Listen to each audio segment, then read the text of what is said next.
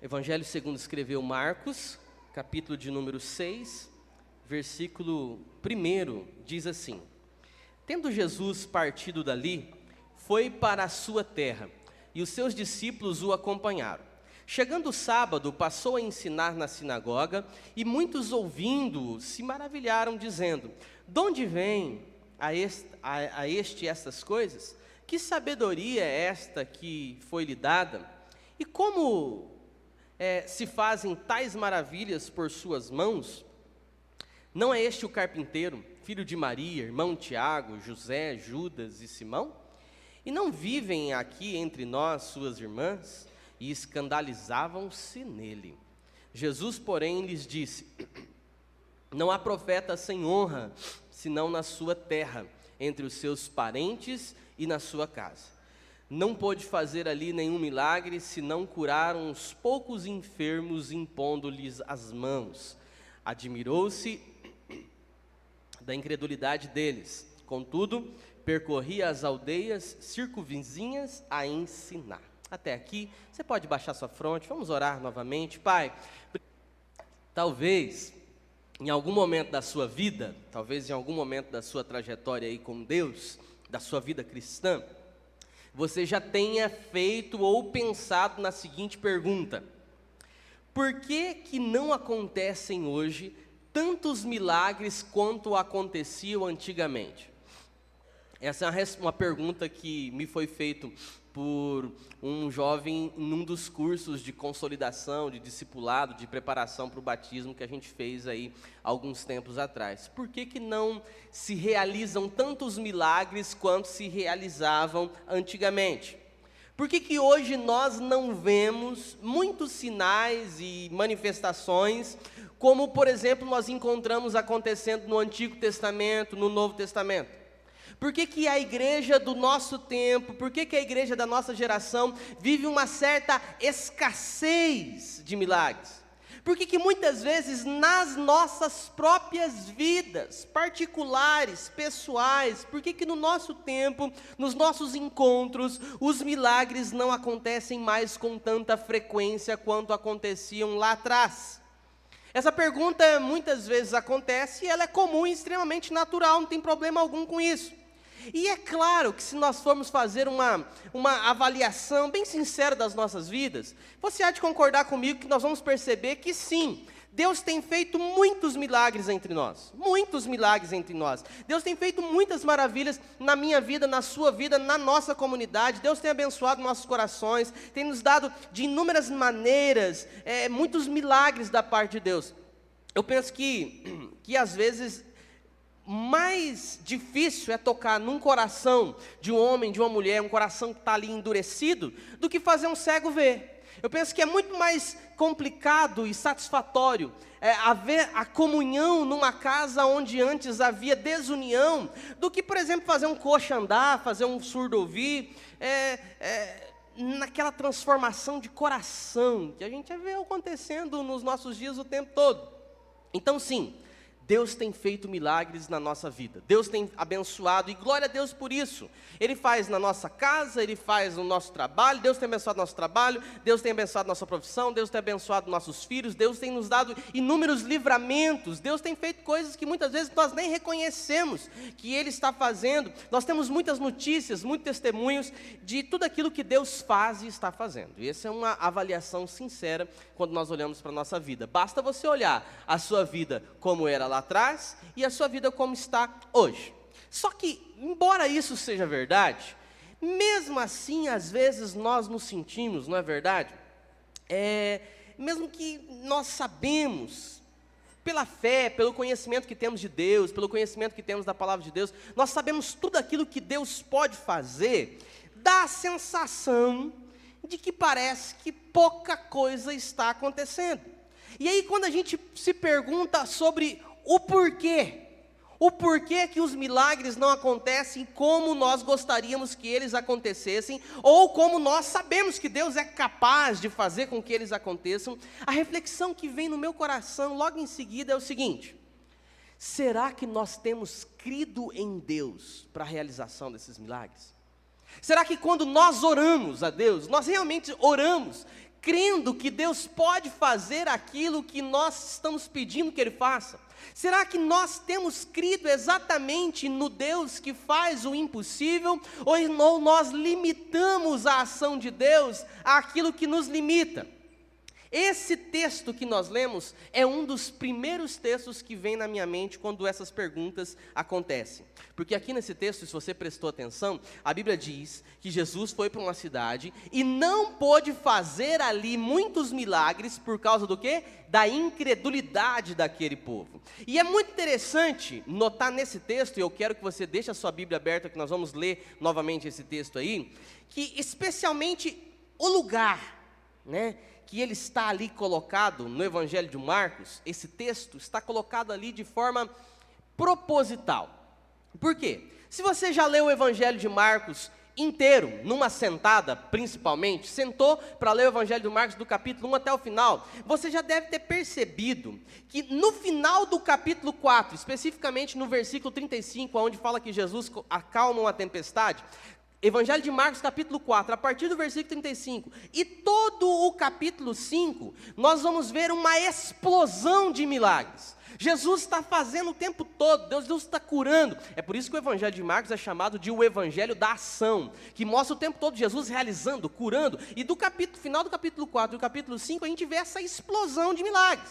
Olha só, abre a sua Bíblia aí, Evangelho de Marcos, capítulo 5, versículo 35, achou aí? Jesus acalma uma tempestade. O texto diz que o mar estava agitado, o barco estava pronto a naufragar, e Jesus, pelo poder, único e exclusivamente do poder da sua palavra, ele movimenta as forças da natureza, e com o poder da tua palavra faz cessar a tempestade e estabelece a bonança imediatamente. Jesus tem poder sobre a natureza, amém? Segundo ponto, no capítulo 5, a partir do versículo 1, o que Jesus está fazendo? Jesus está libertando um endemoniado. Aliás, um endemoniado que era famoso naquela região na sua época. Um endemoniado que era alguém de difícil controle. A Bíblia diz que muitos tentaram domar esse homem e tinham todas as suas empreendidas, nenhuma delas havia tido sucesso, ninguém conseguia chegar a termo a conter aquele homem. Ninguém conseguia dominar aquele homem possuído por espíritos imundos. O retorno aqui está muito alto, Henrique. Então veja bem, aí quando Jesus encontra esse homem, a Bíblia diz que pelo poder da palavra, Jesus expulsa os espíritos daquele moço. Ou seja, Jesus tem poder sobre a natureza, mas Jesus também tem poder sobre os espíritos imundos. Só que ainda no capítulo 5, está com a sua Bíblia aberta aí? Olha só, a partir do versículo 21, Jesus, ele sai do encontro que ele havia tido com uma multidão, e ele vem no meio da multidão, meio que se despedindo deles, encontra-se com um homem chamado Jairo. E ele chama Jesus para ir ter com ele na sua casa, porque a sua filha está praticamente morta. E aí Jesus vai com ele. O texto se encerra, versículo 25, do mesmo capítulo 5, Jesus está a caminho para a casa de Jairo, quando uma mulher hemorrágica, que sofre muitos e muitos anos com essa hemorragia, ela toca nas vestes de Jesus, Jesus sente que dele sai poder, ela fica curada ali imediatamente. Jesus agora tem poder sobre a enfermidade física. Poder sobre a natureza, poder sobre os espíritos imundos, poder sobre a enfermidade física. Saindo dali, Jesus finalmente chega na casa de Jairo, só que a menina já está morta. Quando Jairo chama, ela está morrendo. Quando Jesus chega na casa, a filha de Jairo está morta, e aí Jesus, com o poder da sua palavra, a ressuscita. Por quê? Porque Jesus agora manifesta o seu poder sobre a morte. Então veja que do final do capítulo 4, em todo o capítulo 5 do Evangelho de Marcos, ele vem numa crescente. Jesus começa demonstrando o seu poder sobre a natureza, depois demonstra o seu poder sobre os espíritos malignos, depois demonstra o seu poder sobre as enfermidades físicas, e finalmente ele demonstra o seu poder sobre a própria morte, trazendo de volta à vida uma menina que tinha perdido a sua vida. Então o capítulo 5 de Marcos mostra para a gente que Jesus, ele é capaz de fazer o inimaginável. Ele é capaz de fazer aquilo que é impensável. Jesus é capaz de fazer coisas que nós, com as nossas próprias palavras, não conseguimos expressar. Mas quando entra o capítulo 6, deixa a sua Bíblia aberta e vai acompanhando aí. Quando chega no capítulo 6, Jesus chega numa cidade muito conhecida por ele. uma cidade chamada Nazaré. E ali, quando a gente vai lendo a Bíblia numa sentada, a gente começa a imaginar, poxa, do capítulo 4 e todo o capítulo 5 ele fez tudo isso, agora ele chega numa cidade conhecida, ele veio de lá, todo mundo o conhece, agora é que ele vai pôr o trem para derreter mesmo. O que será que ele vai fazer em Nazaré, depois de toda essa trajetória de milagres e sinais e maravilhas? Meu Deus do céu, tá vindo aí o Adriano adora, né, falar, o canhão de Deus ali. Vai arrebentar. E aí em Nazaré, o texto diz, do capítulo 6, que ele não pôde fazer ali nenhum milagre. E aí, para quem está acostumado com o Jesus que vinha fazendo até então sinais, prodígios, maravilhas, espetaculares, aí, para quem está acostumado com isso, se você ler o texto, eu sinto isso nas entrelinhas do texto, o autor do texto, de forma muito bem humorada e quase irônica, ele diz que Jesus não pôde fazer ali nenhum milagre, se não curar uma meia dúzia de pessoas ali. Você percebeu no final da frase? Eu fico pensando o seguinte, Samuel, se Jesus cura alguém na minha frente agora, mas moça, eu já vou ficar doido. Se Jesus cura alguém aqui nessa noite, e essa pessoa testemunha, a gente vai ficar certamente deslumbrado, vai sair daqui falando, contando para todo mundo durante a semana.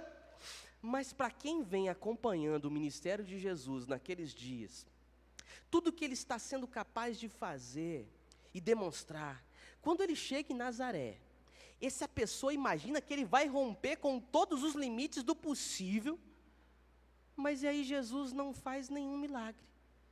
Uma cura, ele cura uma ali, algumas libertações, ele acaba operando, mas para o autor do texto, que viu ele, toda essa trajetória de milagres, para ele, isso não é quase nada.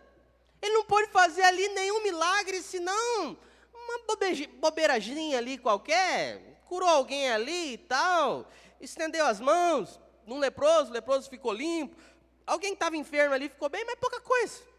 Não fez mais grandes coisas além de que isso, não. Porque, afinal de contas, Jesus vinha numa maratona de demonstrações de poder de todas as coisas. E aí a razão, o texto aponta, a razão pelo qual ele não pôde fazer muitos milagres ali em Nazaré, é o quê? Por causa da incredulidade das pessoas. Porque elas não foram capazes de crer, então Jesus não agiu. E aí quando nós tocamos nesse tema, fé, soberania de Deus, poder de Deus, fica muito complicado entender a plenitude de como tudo isso significa, de como isso acontece. Porque de um lado nós temos a que eu vou chamar de a dinâmica da fé, a convicção pessoal que você e eu temos. Nós sabemos que Deus pode agir em alguma coisa, em alguém, relacionando nas nossas vidas, Deus pode agir. Mas por outro lado também tem a dinâmica da soberania de Deus. Ele faz o que Ele quer, na hora que Ele quer, no tempo que Ele quer, com quem Ele quer. Então tem a nossa fé de saber que Ele pode fazer, e também tem aquela questão da soberania de Deus. E são dois assuntos muito complicados para nós entendermos, especialmente numa noite como essa. Isso aqui é assunto para a gente fazer uma série de estudos no Lab, com bastante tempo, conversa, pesquisa e tal.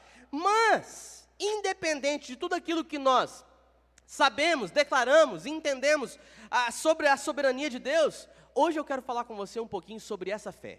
E se você já está ficando com um pouquinho de sono aí, eu te autorizo a dar aquela cotovelada bem gostosa na costela esquerda do seu colega, para que ele acorde, porque eu preciso que você preste bastante atenção. Eu queria falar com você um pouquinho sobre essa nossa fé, e essa nossa capacidade em acreditar que Deus pode interferir nas nossas vidas. Você crê que Deus pode interferir nas suas vidas? Amém? Amém. E a pergunta que nós precisamos fazer para esse texto, que eu quero que você deixe os seus olhos sobre o Evangelho de Marcos capítulo 6. A pergunta que nós precisamos fazer para esse texto, que aponta a incredulidade de muita gente que viu Jesus face a face. Como é que o cara viu Jesus face a face e mesmo assim se torna incrédulo? A pergunta que nós precisamos fazer para esse texto é: por que às vezes nós somos incapazes de crer? O que nos impede de crer? Por que é que nós não cremos? O que é que nos impede? O que é que faz que muitas vezes nós não exerçamos a nossa fé? E esse texto vai nos dar algumas respostas, e a primeira resposta que nós encontramos nesse texto é a primeira lição que nós vamos aprender. E a primeira lição é que nós não cremos, porque quando o assunto é fé, nós nos habituamos a admirar ao invés de nos comprometer. Quando o assunto é fé, nós estamos muito mais acostumados com a admiração do que com o compromisso. Eu vou explicar isso para você. Essa é uma tendência natural de todo ser humano. Nós somos passíveis à admiração. Sabe aqueles programas de televisão que você vê o cara fazendo uma coisa que você, sentado no seu sofá, jamais imaginaria que alguém era capaz de fazer? Eu, por exemplo, há um tempo atrás eu fiquei viciado naquele programa Guerreiro Ninja Americano. Já assistiu? Quem assistiu? Assistiu? Ah, você tá louco, cara. Você vê lá, e é sempre os magrinhos, velho. Uns caras fortão assim, mas não passa da primeira prova. Mas vem uns magrinhos, ninguém dá nada para eles. E passa, e pula, e vira cambalhota, e não sei o quê. E se espinha sobre as águas. Só falta andar sobre as águas. Faz tudo. Sabe, eu vou no parquinho com o Theo, eu não consigo ficar dando 2 voltas naquela roda lá, que já me dá labirintite. Você fala, mas como é que você fica, meu Deus do céu. O cara é bom. Aí você começa a escolher o quê? Os seus preferidos. Não, eu torço para aquele ali. A gente fica facilmente admirado, porque é uma tendência natural. Quando nós vemos alguma coisa, principalmente que é uma coisa que nós não temos a habilidade, a gente fica admirado. Sobre a fé, infelizmente, e eu digo infelizmente, isso também acontece. Nós somos muito passíveis de muita admiração em relação aos assuntos da fé, mas pouca vivência prática da fé. A gente admira a fé, mas a gente pratica muito pouco. Como certa vez, alguém me disse, pastor, eu acho tão bonito quando Deus faz um milagre. Acho tão bonito. De fato, realmente é muito bonito quando Deus opera sinais e maravilhas, mas nós precisamos romper de uma vez por todas, irmãos, com essa esfera da admiração, para entrarmos no campo do comprometimento com a intervenção de Deus. Eu preciso me comprometer, ter compromisso com essa intervenção de Deus. O texto que nós lemos deixa isso muito claro, no versículo 1 e 2. Olha só o que diz o versículo 1 e 2 de Marcos 6. Que chegando o sábado, começou a ensinar, e muitos, ouvindo, se maravilharam, dizendo, de onde vêm essas coisas? Que sabedoria é essa que lhe foi dada? Como se fazem tais maravilhas por suas mãos? O povo está encantado com Jesus, o povo está admirado, o povo está maravilhado com Ele, o povo está boquiaberto com o que Jesus está fazendo, e Ele é capaz de fazer. Mas aí Jesus os convida para transcender o ambiente da admiração, do encantamento, do maravilhamento, da admiração, e ir para o campo do compromisso, daquilo que Deus pode fazer ainda mais. E aí o povo espana, o povo não acompanha, o povo sai fora. Fica claro isso no texto.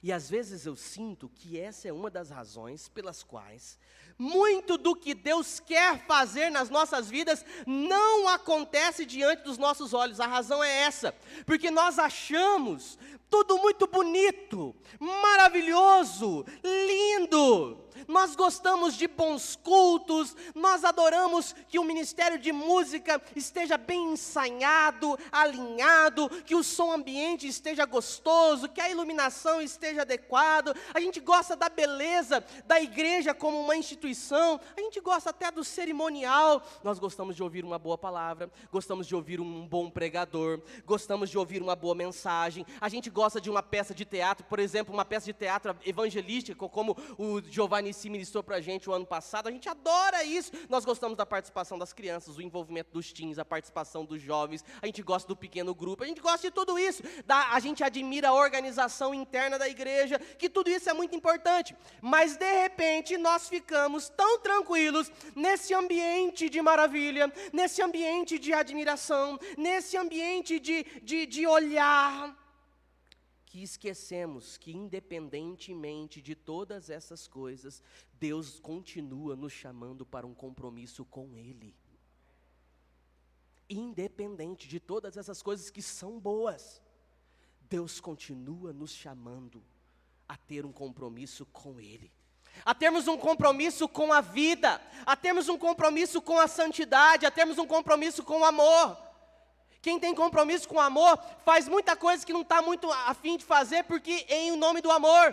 Quem ama e tem compromisso com o amor, deixa de fazer muita coisa que sabe que não tem muito a ver, mas é importante para o outro, ele faz isso em nome do amor. Quem tem compromisso com a adoração, com a devoção, não joga para o outro fazer, não fica assistindo alguém fazer, mas arregaça as mangas, põe a mão do arado e diz: eu quero contribuir, quero servir, posso ajudar, quero fazer. Falta-nos muitas vezes esse envolvimento. E a gente espera que coisas maiores aconteçam, sendo que a gente fica apenas no campo da admiração, vendo quem está lá se matando, fazendo das tripas o coração, sendo que eu simplesmente poderia abraçar o convite de Deus para a minha vida, dizendo: o que eu fiz por você, eu fiz para que você tivesse também um compromisso comigo, para que através da sua vida outros possam chegar a mim. Mas a gente prefere ficar no campo da admiração, da observação, ao invés de ficar no campo da admiração. Envolva-se. Crie compromisso. Comprometa-se. Eu não posso me acomodar com a beleza daquilo que eu vejo à minha volta. Jesus, Ele está me chamando a entrar para águas mais profundas e sair das águas rasas. Sabe quando você sai de férias? Resort all inclusive, praia. A Ana já começa a salivar já. Fala de resort, ela já começa a dar coceira. Quando que a gente sai? Sabe, aquela férias que está maravilha, família toda reunida, não tem hora para dormir, para acordar, para comer. Férias. Você está ali na beira, eu adoro praia, tá? Então, qualquer praia. Tem areia e água, eu adoro. Pode ser no fim do mundo, eu gosto. Aí quando você está ali com a água, areia, barulho das ondas e tal, o ambiente é maravilhoso. O que vem no coração? Eu poderia ficar aqui para sempre. É ou não é? E aí quando você pega as férias curtas, né? 7 dias ali, porque não dá para ficar mais do que isso na praia, né? O bolso não aguenta. Já vai chegando no 5º dia, você já começa a compesar o anunciamento do fim das férias. Você já começa, aos últimos dias, a sofrer. Mas tem que voltar, não está tão bom. Por quê? Porque o ambiente belo, bonito, confortável, causa comodismo. A gente se acomoda. A gente quer que aquilo ali fique. Queridos, eu não posso me acomodar com a beleza, trazendo para a questão espiritual agora, eu não posso me acomodar com a beleza daquilo que eu vejo à minha volta, porque Jesus está sempre me chamando às águas mais profundas. Nós vamos apenas melhorar o jeito de fazer as coisas, evoluir, descer a águas mais profundas, quando nós nos envolvermos mais. Mas a gente faz parte de uma geração que não quer envolvimento, e muito menos compromisso, porque a gente faz parte de uma geração que é o seguinte, vou dar um exemplo que eu vejo no dia a dia, o camarada é estudante, não trabalha, não necessita fazer isso, a família cuida e tal, para o infeliz estudar, mas ele dá migué nas tarefas, não faz nada, não responde, se transforma apenas no conselho de classe. Daí ele cresce mais um pouquinho e começa a trabalhar. Aí, o compromisso que já era pouco na escola, ele joga esse pouco compromisso para o trabalho.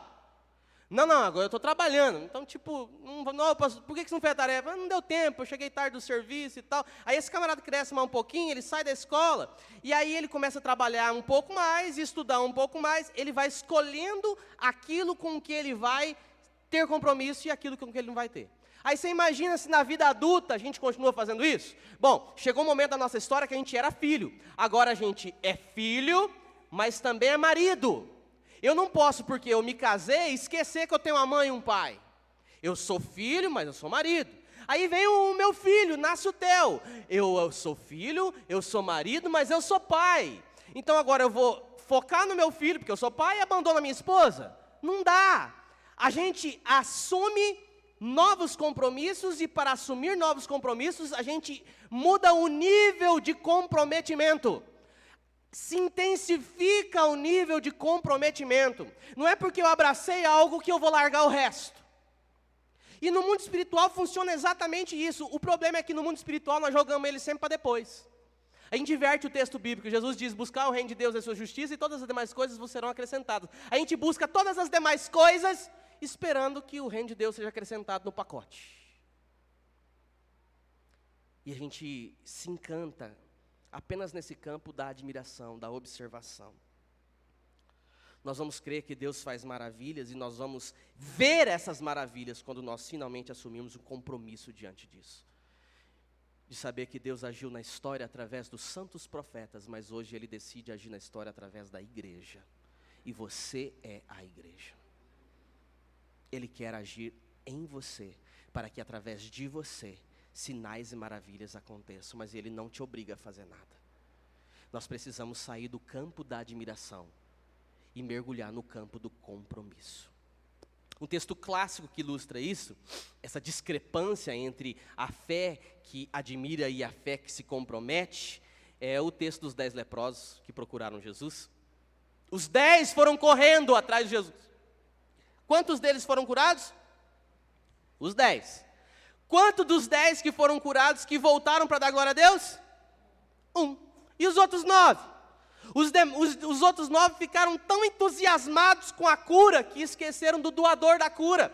Eles ficaram tão maravilhados com a situação que agora esperava que eles vivessem, que eles esqueceram quem foi que deu a dádiva, o presente, quem foi que os curou. E às vezes a gente está tão entusiasmado com o que está à nossa volta, que nós esquecemos do Deus, que entrega tudo que está à nossa volta como forma de bênção, como sua graça, o seu amor e a sua misericórdia. A gente fica tão encantado com o que acontece, que se esquece quem é que faz. Falta dos compromissos. Então nós precisamos, em nome de Jesus, assumir compromissos com Deus, porque é na vida de compromisso que milagres são experimentados em plenitude. Da onde está tirando isso, pastor? Olha para a Bíblia. Moisés ficou 80 anos da sua vida fugindo. Fugiu da morte, foi parar no Egito. 40 anos passou lá, até que matou um soldado egípcio que estava espancando um hebreu. Passou do Egito para ir para o deserto, mais 40 anos fugindo, se escondendo na casa do seu sogro. Até que com 80 anos ele vê o Senhor na sarça que ardia e não se queimava. Deus o chama e Moisés assume um compromisso. Depois de 80 anos, Moisés começa a enxergar milagres na sua vida. Porque o caminho do compromisso é o caminho que nos faz ver plenamente milagres. Deus não está tão interessado em divulgar o seu poder. Deus não está interessado em divulgar o seu poder. Ele está muito mais interessado em divulgar o seu amor. Quando Deus faz um milagre extraordinário na vida de alguém, Ele está muito menos preocupado com o quanto nós vamos ficar entusiasmados ou impressionados com o milagre. Deus está muito mais preocupado em quanto nós vamos nos comprometer com Ele e com a caminhada que Ele nos propõe e com a fé que nós encontramos no Seu Filho Jesus. Ele está interessado no que aquilo vai gerar aqui, ó. E essa é a primeira razão de porquê que muitas vezes nós não cremos. Porque somos incapazes de crer, e a gente precisa remover essa razão das nossas vidas de uma vez por todas.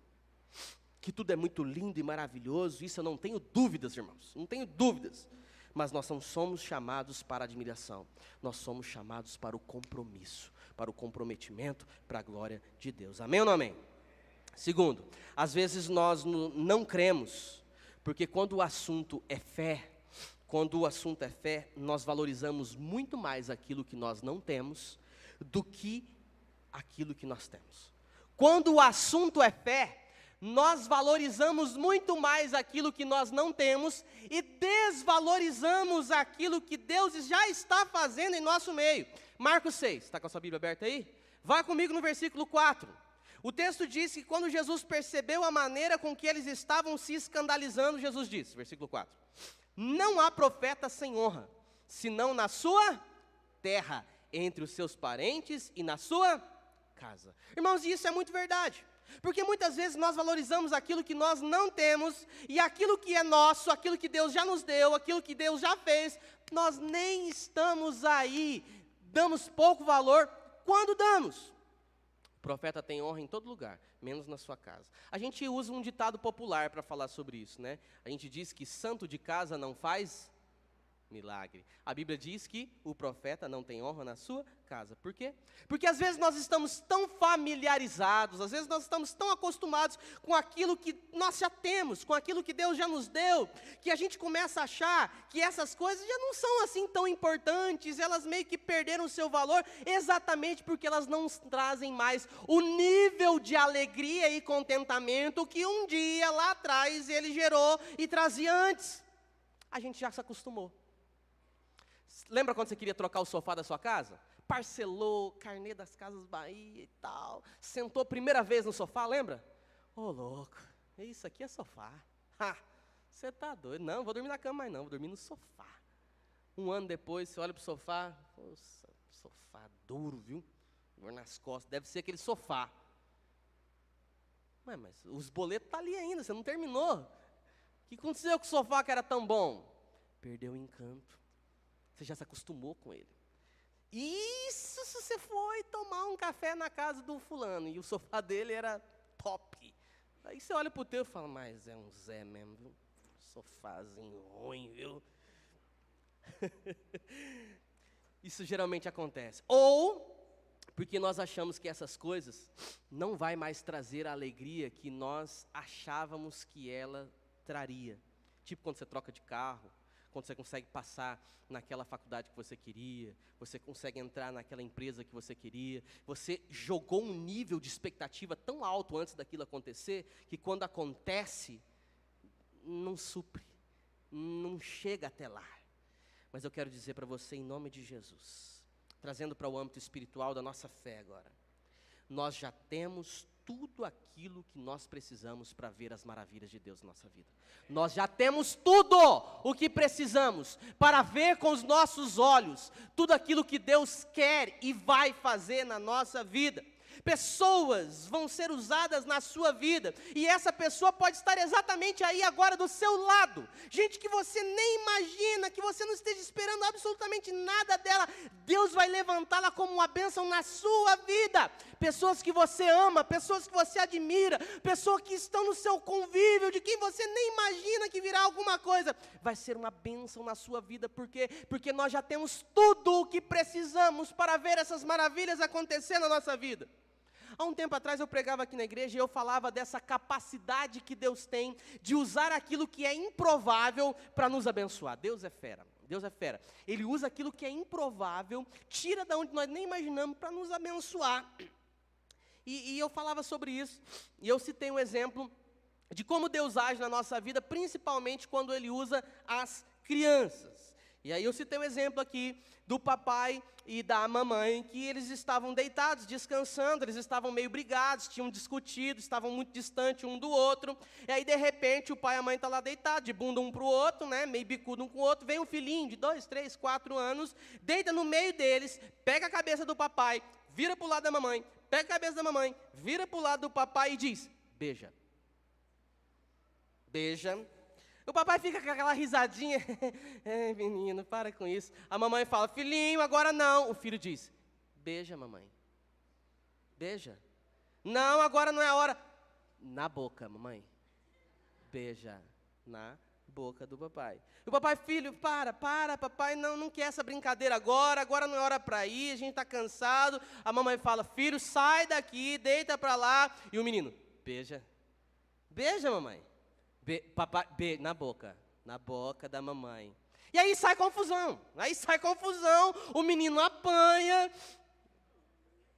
E Deus estava usando o menino para trazer uma lição para o casal que cabeça dura não entendeu. Aquele casal precisava entender a simplicidade dos gestos de carinho. E precisava lembrar o que a Bíblia diz, não deixe o sol se pôr sobre a vossa ira.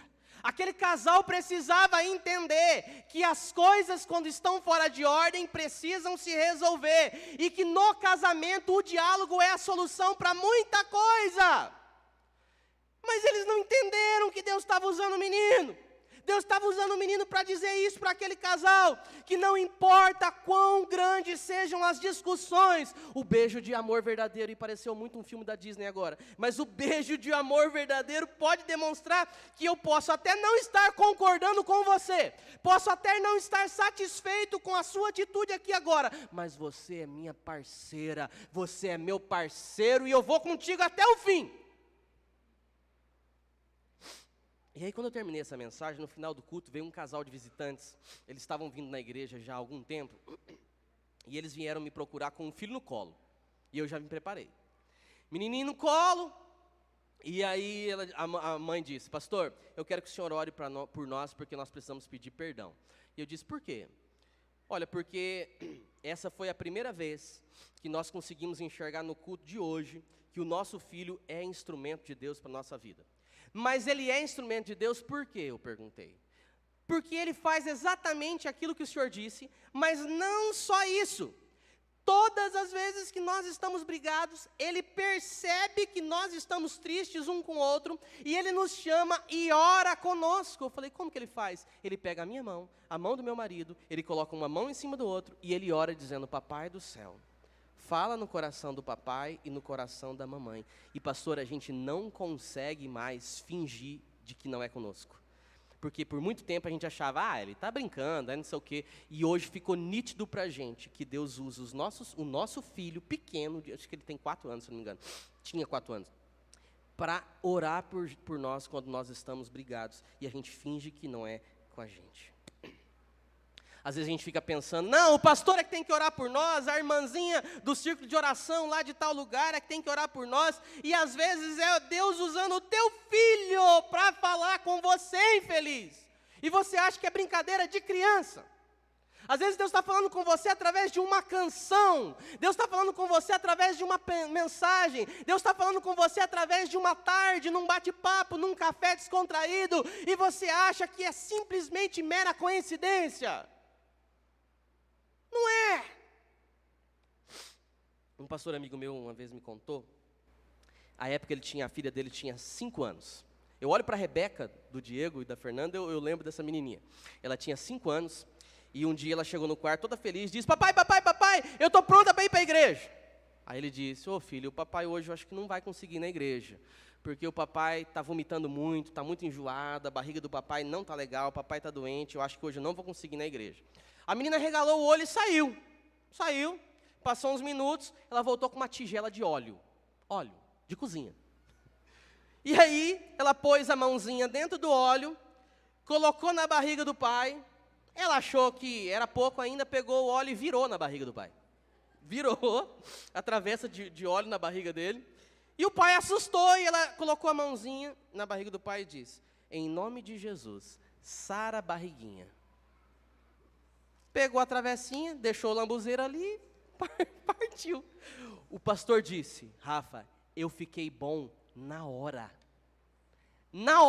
Eu fiquei bom na hora. Eu fui para a igreja, ela ficou toda contente. E você pensa que ela achou que foi uma coisa extraordinária? Não, ela achou tranquilo, normal. Ela fez aquilo para aquilo mesmo. Ela orou para que eu ficasse bom. Quem ficou impressionado foi ele, que chegou na igreja contando, minha filha ungiu minha barriga ali, orou, e eu fiquei bom, eu estou aqui, olha o que Deus fez através da minha filha. Mas para ela, foi tranquilo, ela orou, Deus ouviu e curou. Simples assim. Então, eu não sei o que é que você tem à sua disposição. Eu não sei o que é que você tem na sua casa. Eu não sei como é que Deus pode falar com você. Eu não tenho essas respostas, mas eu sei que Ele vai fazer isso. Eu não sei o que Ele vai usar, o que Ele precisa, mas eu sei que Ele vai fazer. E eu gostaria de ajudar a você, nessa noite, a aprender a não desprezar as pequenas coisas, por favor. Não despreze as pequenas coisas que Deus tem usado para abençoar você. Não despreze isso. Você mesmo, através dos recursos que você acha que é teu, através daquilo que Deus já colocou na sua disposição, não despreze as pequenas coisas que Deus já tem usado para abençoar você, não espere perder para valorizar, porque a gente é essa geração, que dá valor quando não tem e que despreza quando tem. E chora quando deixa de ter. Não. Quando Moisés se apresenta diante de Deus com medo do desafio, Deus diz para Moisés: Moisés, o clamor do meu povo chegou até mim. Volte para o Egito e eu te usarei para libertar o meu povo daquela terra. Quando Moisés sente medo do desafio que Deus dá para ele, qual foi a conversa que Deus deu para Moisés? Deus olhou para Moisés e falou: Moisés, o que você tem na mão? Ele disse: eu tenho uma vara é tudo que eu tenho. Deus disse: basta, eu vou usar isso aí. Fechou. É tudo que preciso. Quantos pães tendes aí? 5 pães, 2 peixinhos. Basta, vou alimentar mais de 2.000 pessoas. Basta. O que Deus já nos deu é suficiente para Ele fazer o que precisa fazer nas nossas vidas. Por que a gente fica esperando acontecer coisas mirabolantes? Por que a gente espera que a gente crie uma habilidade? Tem um jovem uma vez que falou que orou para que Deus desse para ele a capacidade de falar inglês. Aí eu falei: mas por quê? Não, porque eu queria morar nos Estados Unidos, eu queria fazer um intercâmbio lá e eu estou orando. Eu falei assim: mas você está orando e não está estudando? Não. Eu falei: mas de onde você tirou isso? Não, porque eu ouvi um testemunho de um pastor que falou que ele aprendeu orando a falar 5 línguas. Eu falei: esse pastor está fazendo o quê? Eu não sei. Falei: pois é, você acha que se ele falar 5 línguas, ele está sendo pastor ainda?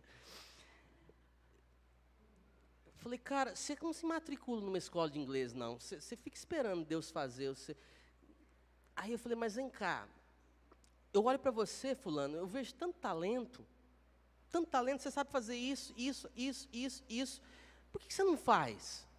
Não, porque tem muita gente melhor do que eu. Não é esse o caso. Sempre tem alguém melhor que a gente. Sempre tem. Sempre. Eu olho para mim aqui, eu já consigo imaginar umas 14 pessoas que estariam muito melhor preparadas do que eu para estar onde eu estou. A questão não é se tem alguém melhor do que eu para fazer aquilo que eu faço. A questão é o que eu estou fazendo com aquilo que Deus me deu.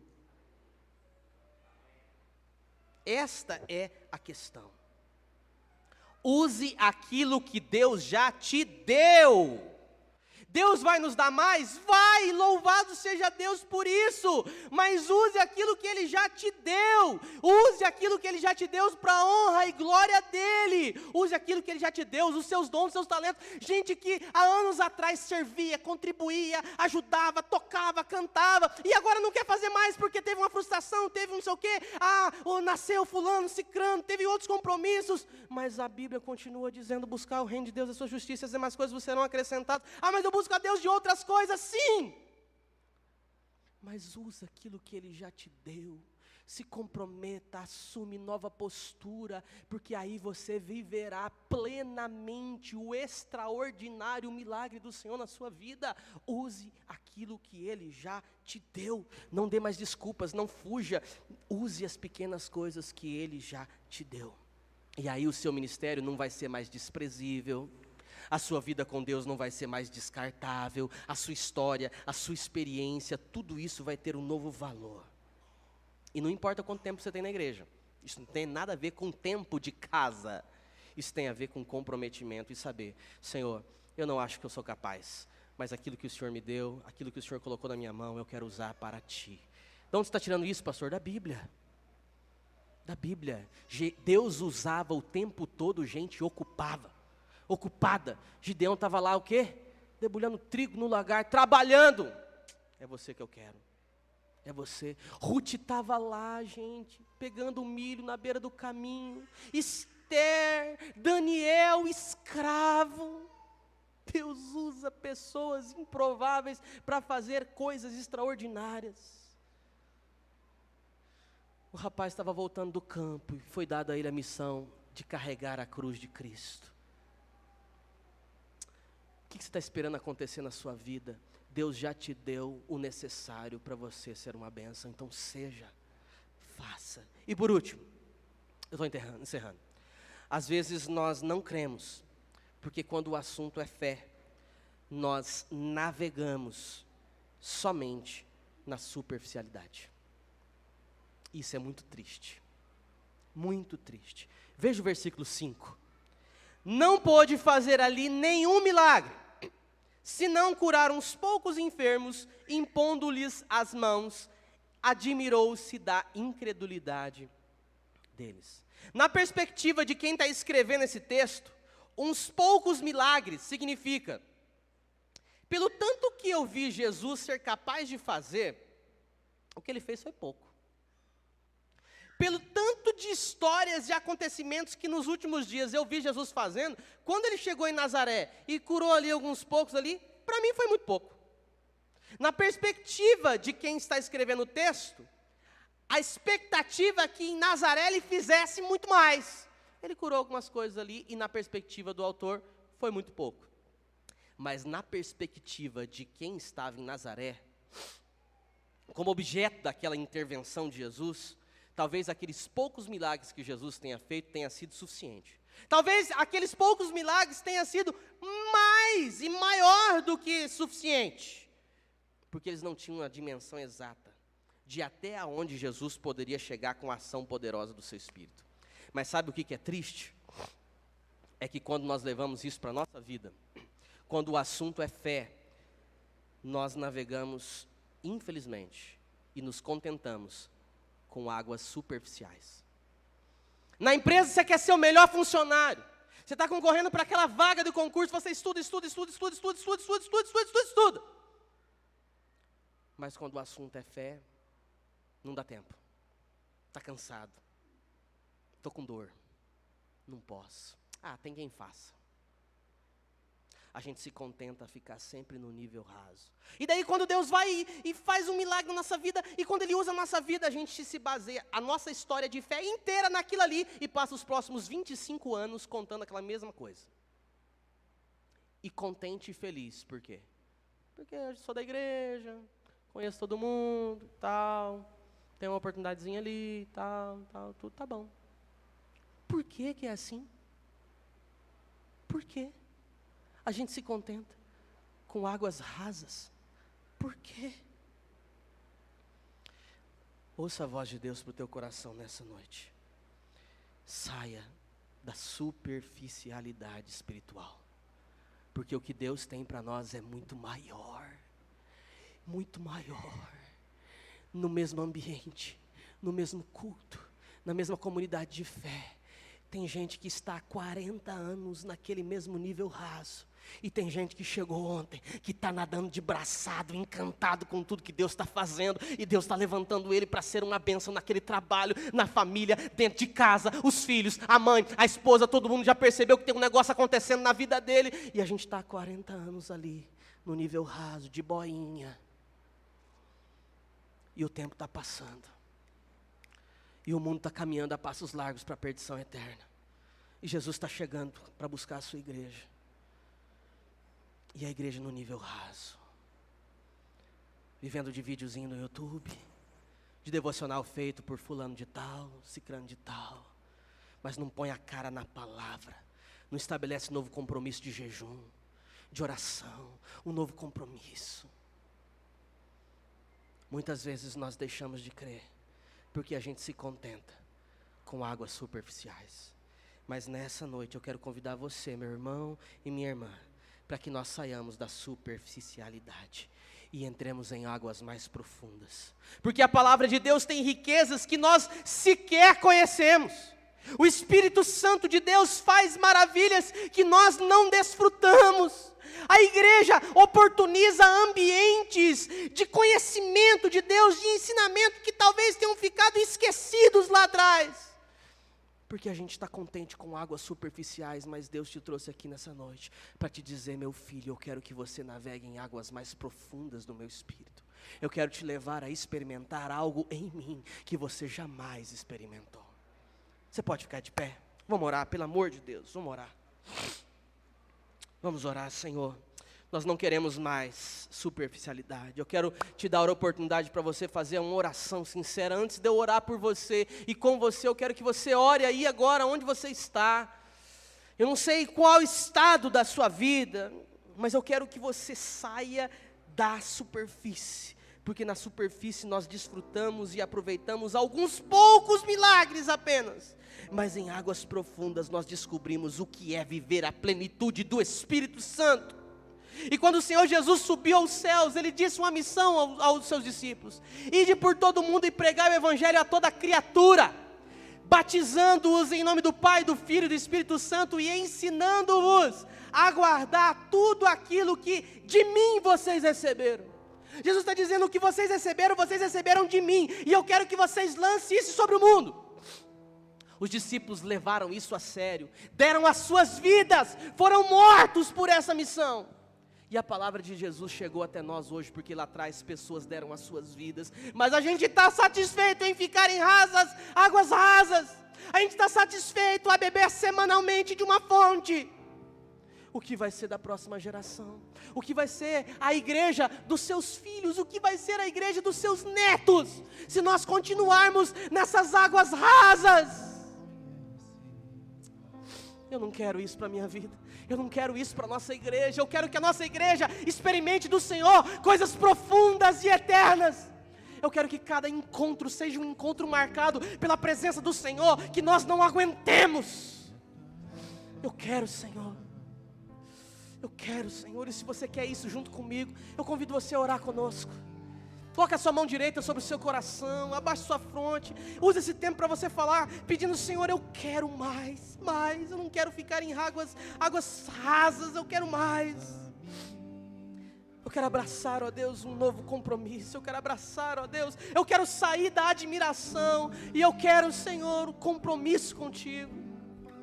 Eu quero que o Senhor use tudo aquilo que o Senhor já colocou na minha mão, e eu rejeitei. Fale com Deus, ore. Diga: Senhor, eu quero que tudo aquilo que o Senhor já colocou em minhas mãos sejam usados como instrumento teu. Quero, ó Deus, que o Senhor faça aqui da minha vida um rio de água viva jorre sobre a minha vida. Eu quero que através daquilo que o Senhor faz em mim, outras pessoas se acheguem a Ti.